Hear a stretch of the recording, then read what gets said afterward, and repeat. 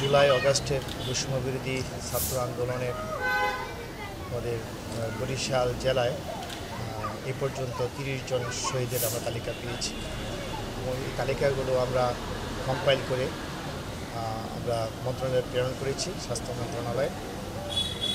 বর্তমান সরকার তাদের পুনর্বাসনের জন্য এবং তাদের পাশে দাঁড়ানোর জন্য পদক্ষেপ গ্রহণ করছে। পাশাপাশি জেলা প্রশাসনের পক্ষ থেকে আমি আজকে প্রথম আবদুল্লাহ আল আবিরের বাসায় তার বাবার সাথে দেখা করতে এসেছি।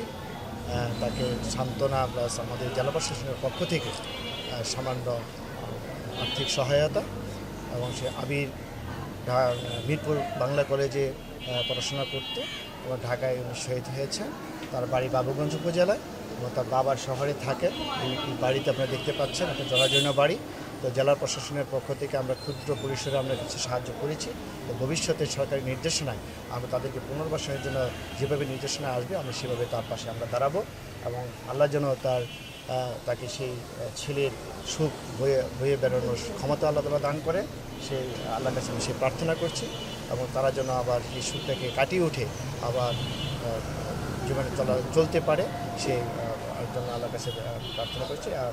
আর আমরা সবসময় তাদের পাশে আছি। পর্যায়ক্রমে আমরা সকল শহীদদের বাসায় যাব এবং তাদেরকে আমরা যথাসাধ্য জেলা প্রশাসনের পক্ষ থেকে আমরা তাদেরকে পাশে দাঁড়ানোর চেষ্টা করব।